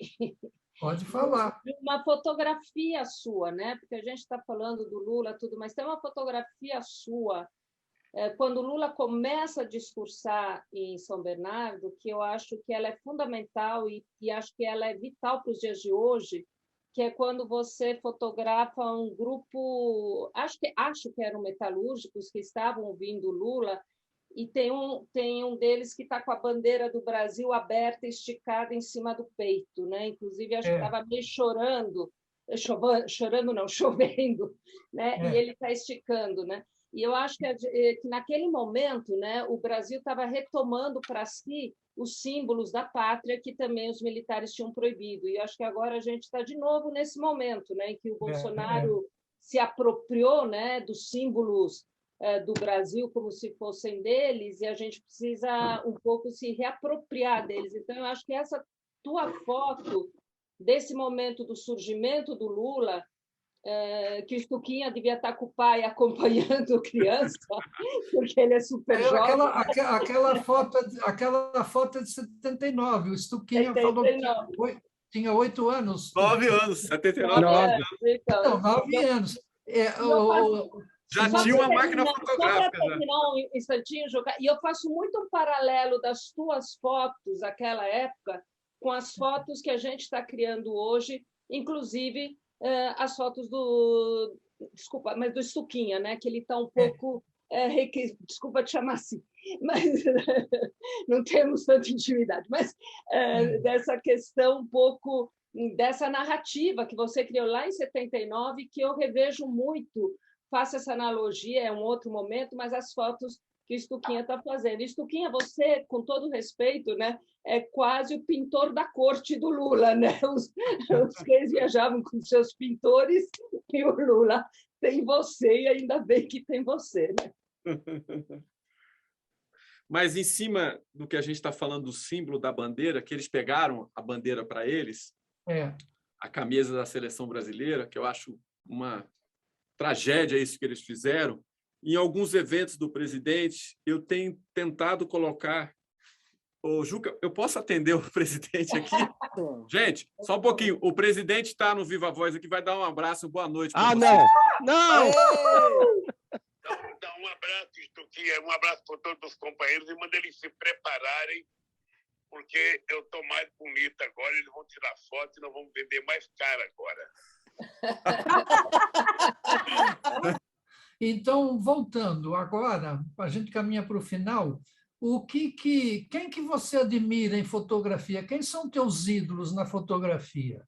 Pô, você está me fazendo uma pergunta dessa com todos os meus ídolos aqui nessa reunião. Não precisa falar. Porra, você quer me matar, né, Juca? Caramba, não, de jeito eu sou nenhum. Político também, né? Você quer? Tem que estar bem com todo mundo. Peraí, não, todo mundo pergunta o que quiser, ninguém... Aqui a gente consegue controlar o ciúme. Você entendeu? Eu não sou mais novo, né? Eu estou com 51 anos, né? Comecei muito novo. E meu pai realmente foi o meu maior influenciador. Eu comecei no laboratório com ele e sou da escola do meu pai. Só que quando meu pai me solta no meio dos repórteres fotográficos em Brasília, a Paula Simas está aqui, sabe bem o que eu estou falando. Eu era muito jovem, eu comecei no Globo com 19 anos. O meu chefe lá era o Sérgio Marques, que é irmão do Lula Marques, do Alan Marques, da família Marques em Brasília. E eu comecei como laboratorista. Meu pai falou assim, olha, eu não tenho como eu estar do seu lado, não tem como eu fotografar com você. E quando ele me soltou, ele já achou que a gente já tinha condições de estar nesse meio. E eu tive que penar muito, eu penei muito, Juca, porque quando você chega, a comparação é muito grande, porque se ele é filho do Stucão, ele é igual ou melhor do que o Stucão, mas como é que eu vou ser melhor ou igual? Nunca cheguei um terço do que meu pai foi, mas com 19 anos de idade, como é que fica isso, né, as comparações?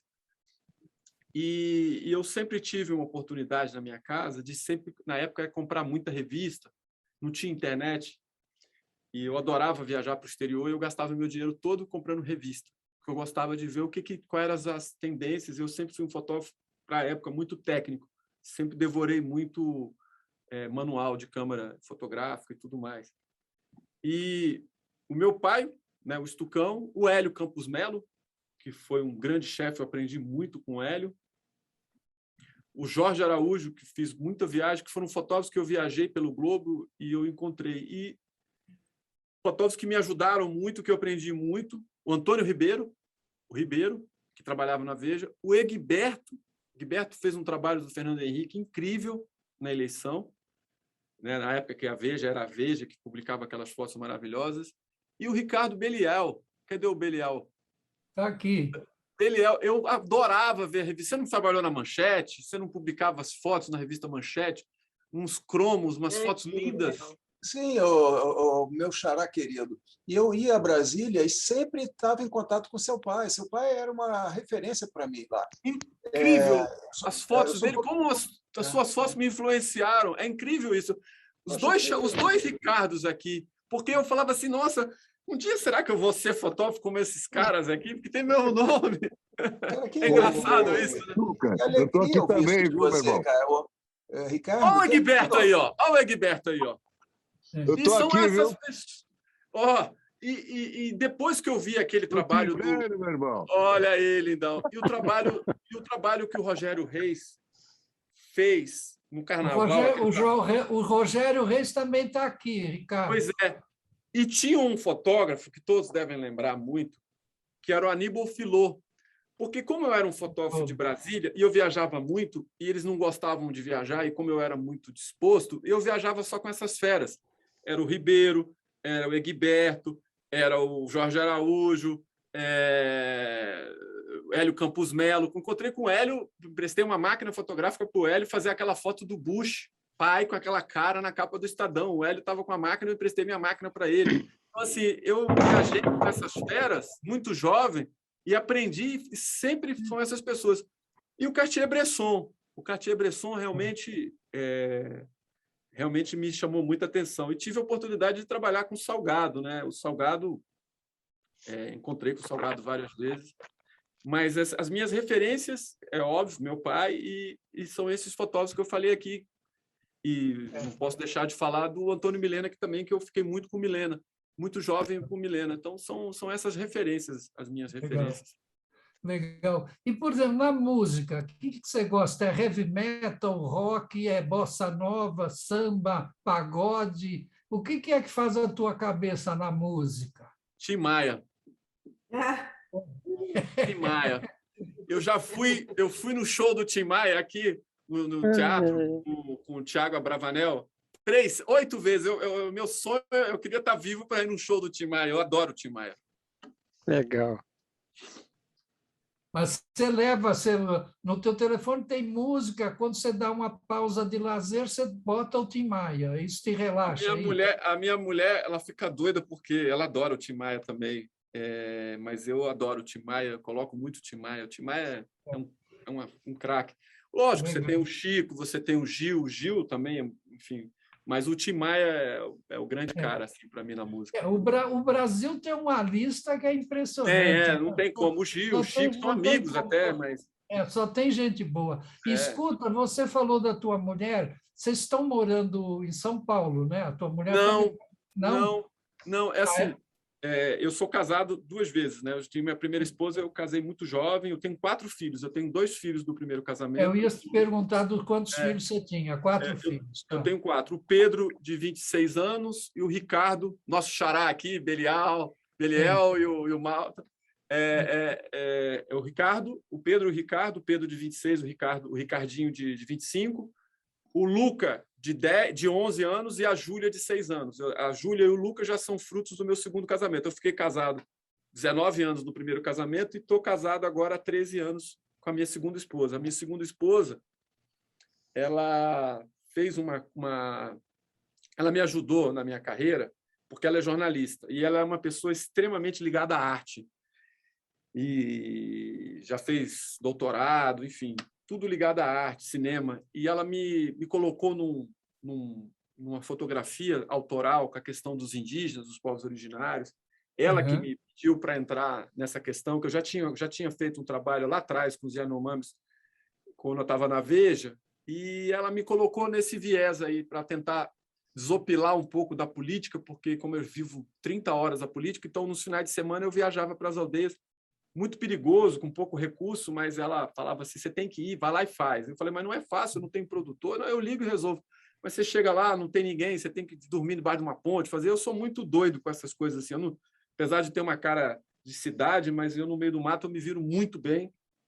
E eu acho que é quando eu consigo me distrair um pouco da política, porque a gente vive essa política de só levar porrada, só o Lula levar porrada, eu levo muita porrada também, é só confusão, eu tento não ter nenhum telefone de jornalista no celular, não gosto de falar com jornalista, até porque para conseguir sobreviver esse tanto de tempo que eu estou com o presidente, que a gente sabe como é que funciona.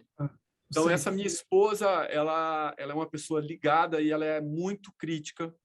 Se vocês souberem aqui, ela até perguntou, eu queria participar, eu quero ver, ela sabe o nome de todos os fotógrafos, sabe o que ela é. Por que não deixou ela participar? Ela é uma pessoa incrível, e eu acho que eu evoluí muito com ela, a minha fotografia, eu evoluí com ela. É incrível isso, né? Por como uma pessoa leva autoestima e cobra. Você já fez isso? Isso aqui não é bom, isso aqui é ruim. Então, o meu Instagram e minhas redes sociais, ela me ajuda a cuidar. Então, assim, deu um salto muito grande e por causa dela. Então, assim, muito do que eu sou hoje, eu devo um pouco a ela, porque ela é jornalista, crítica ao extremo, sabe de cinema, sabe tudo, sabe o nome de todos vocês e, enfim, estuda. E isso me ajudou muito, a minha esposa atual. A minha primeira esposa era Cristiane e a segunda é Cristina. As duas esposas são Cris. Então, me dou super bem com a minha ex-esposa, mora no Rio com meu outro filho. Meu filho mais velho mora comigo em Brasília e os meus 2 menores. Eu moro em Brasília, moro na casa da minha sogra, como eu não fico muito em Brasília, e para a minha esposa não ficar sozinha, então a minha sogra deu a casa dela para a gente, então a gente mora numa casa e a minha sogra fica no meu apartamento. Então, quando eu não estou, ela vai lá para casa. Então, as crianças, na pandemia, não tiveram muito problema. Então, assim, tem um quintal lá para eles pisarem no chão, na terra, né? Legal. Escuta, já que você falou dessas viagens aos índios, que a tua mulher te empurrou, eu fiquei curioso de saber qual é teu signo. Eu sou de Peixes, eu sou de março. Tá. 5 de março de 70. Legal. Escuta, então agora quero saber de cinema, quem te influencia no cinema, e não vale citar a Petra, tá? Você tem que falar outros nomes. A Petra não vale. Olha, quem que você curte em cinema? O Woody Allen, de repente, eu acho que Tarantino, eu acho que Fellini, Cinema Paradiso, eu acho que Tarantino, enfim, eu acho que o cinema Luc Besson também? Não, também. A gente foi muito influenciado com essa questão do enlatado americano, né? E com a chegada desses streamings aí agora, tem muito filme que a gente nem imaginava. Lá em Brasília tinha a Paula Simas, sabe? Tinha academia de tênis, que tinha um cinema lá, que a gente conseguia ver alguns filmes alternativos, né? É um circuito alternativo. E agora não tem mais, agora tem na Netflix, a gente consegue assistir. Eu gosto muito de cinema, assisto muito filme, mas não tem nenhum, assim, não gosto de filme musical, apesar de La La Land ter feito aquele sucesso, não ganhou o Oscar e foi chamado como ter ganhado o Oscar. Achei um filme muito, muito interessante como musical, mas eu gosto muito dessa questão de filme, do documentário, mas gosto também dos enlatados. Eu gosto um pouco dessa questão de Hollywood, porque você vê como a indústria funciona. Eu tive lá agora com a Petra e a gente vê realmente como eles são foda, né? Os caras são muito bons e, enfim, me influencia, mas não muito. O cinema argentino eu gosto pra caramba. Fui convidado até para morar um tempo na Argentina para estudar cinema lá. E também fui convidado para estudar cinema em Cuba. Tem uma escola de cinema muito boa em Cuba. E como eu não tenho tempo para nada, né? Então eu acho que eu tenho que me conter aqui com o Lula, o Brasil, e participar aqui dessas aulas maravilhosas com vocês para a gente aprender muito. Legal. Escuta, e na literatura, o que você lê? Ficção? Eu li Lira Neto, né? Os livros do Getúlio, né? Que eu acho que a gente tem que... Juca, se a gente não entender a história do Brasil, da política que a gente vive, até para fotografar fica difícil, né? Você vê o 1808, você tem os livros Laurentino, né? Escravidão, e eu estou trabalhando agora com a questão indígena, aí você vai entender um pouco desse Brasil profundo. A gente não é nada, né? Você imaginar tudo isso que aconteceu. Então, assim, eu li Getúlio, gosto muito do Laurentino, gosto do Lira Neto. São essas biografias para a gente entender um pouco o Brasil, porque a gente fotografa essas pessoas que vão ser a história viva. Hoje são a história viva, mas vão ser a história desse país, e a gente tem que entender como essas pessoas estão sendo retratadas, né, através desses livros. Então, e as histórias, né? Imaginar que o que o Getúlio fez, né? Quem foi Getúlio, né? Muita gente não sabe, né? Então, eu acho que é muito isso. Eu acho que são essas biografias que eu gosto de ler muito sobre política, enfim, sobre essas personalidades, sobre a história do Brasil. Eu não gosto de romance, não. Eu não sou muito Eu sou muito romântico, assim, mas não gosto de ler, não. Eu gosto mais da ficção, eu gosto mais da história do Brasil mesmo. Essa coisa mais realista, pelo que você está falando, né? Para entender um pouco, porque senão a gente também não vai fotografar, a história passa pela sua frente e você não tem noção do que você está fazendo. Não sabe do que se trata. Olha, Ricardo, foi muito legal.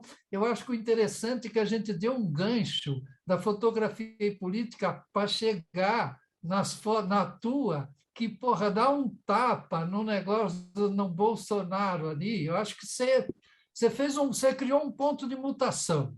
É a minha opinião, entendeu? E, de repente, você ter vindo participar, a gente ia fazer ontem, adiou por tua causa, você ia estar com o Lula ontem.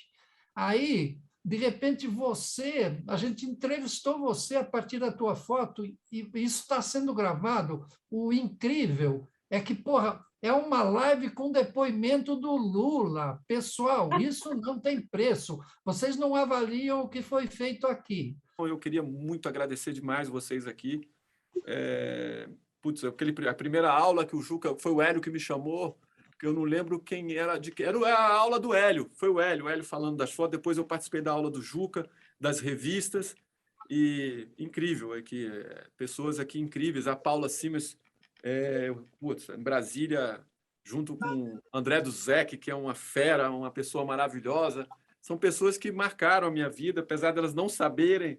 Muita gente não sabe, mas é isso. Eu acho que a gente está aqui hoje falando de fotografia, é tão bom, é tão gostoso. Muito bom. Muito obrigado. Perfeito, pessoal. Obrigado a todo mundo. Vou desligar, encerrar a transmissão. Agora ele tem que passar para você o roster, Juca. Juca. Vou passar para o Egberto, então. Ô, Juca, eu quero falar mais uma coisa. Devolve para o Juca. Espera aí que eu vou passar. Espera aí que eu vou passar. Tchau, gente, pessoal. Fim de semana maravilhoso para vocês. Que a gente chegue no dia 8, né, Juca? Inteiro aqui. Tchau. Tchau. Obrigada. Ótimo a escola do Juca.